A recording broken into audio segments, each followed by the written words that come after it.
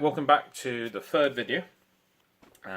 So just a continuation from the second video where we had rough cut out the bits that we needed in the eyes and the frown. I've now neatened up all the areas with a sharp blade and a bit of a Dremel at the back to remove all the burr ends, similar to the back piece. The next bit is the assembly of faceplate onto the back piece.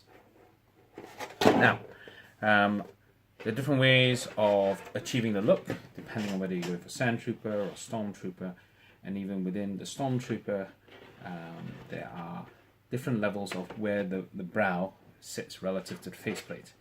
So what you need to do is basically assemble the U-shaped piece of brow trim onto the back plate. Well, basically create the brow.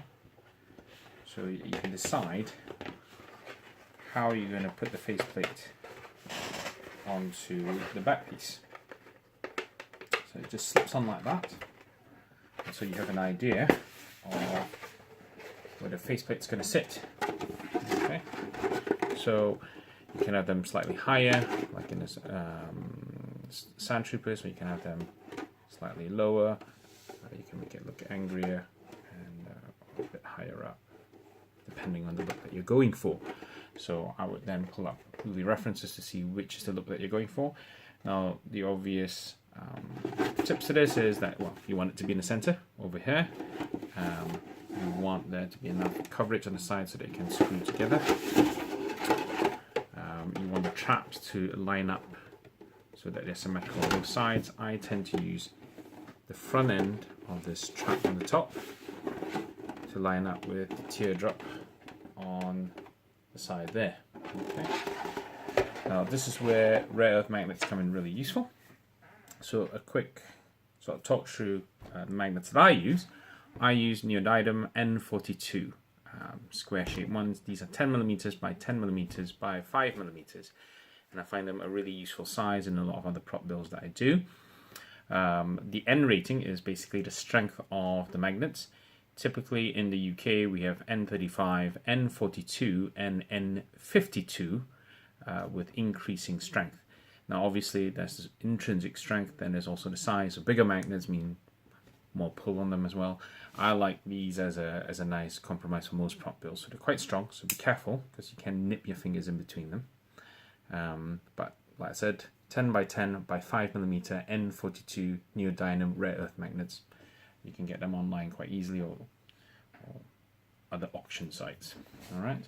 So what I roughly do then is find the center of the helmet, rare earth magnet at the side there, and then you can use that to adjust the helmet.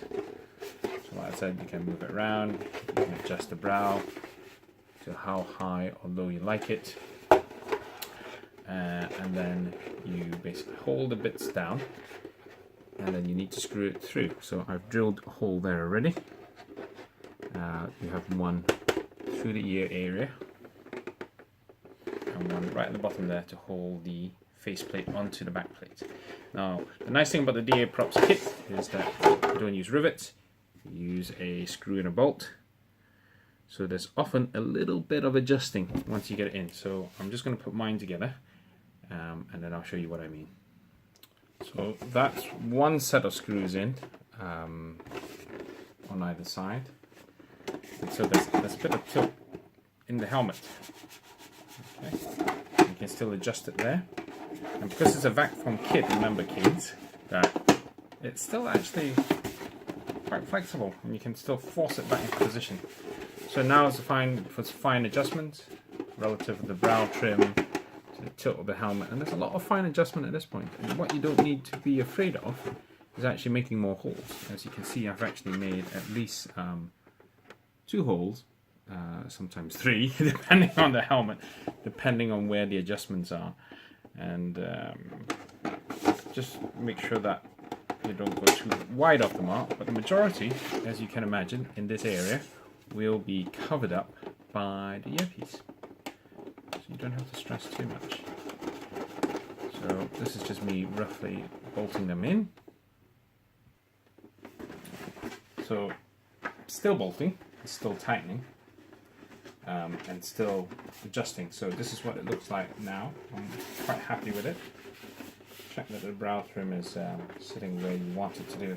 And you can still move it if you want to, readjusting the screw holes further in, further out, further down, etc. until you've got the look that you want. And I'm quite happy with that one. At this moment, it doesn't look incredibly pretty edgewise over there. But remember, the ears are still going to go over that. You can still trim that down, right down to there, which I probably will. I'll probably go up to sort of curve it up that way, because then you still have here the brow trim there to hide the indiscretions. But don't worry about that. That's all part and parcel of VAC-FOAM builds. Okay, so that's where we are at the end of video number 3. Thank you.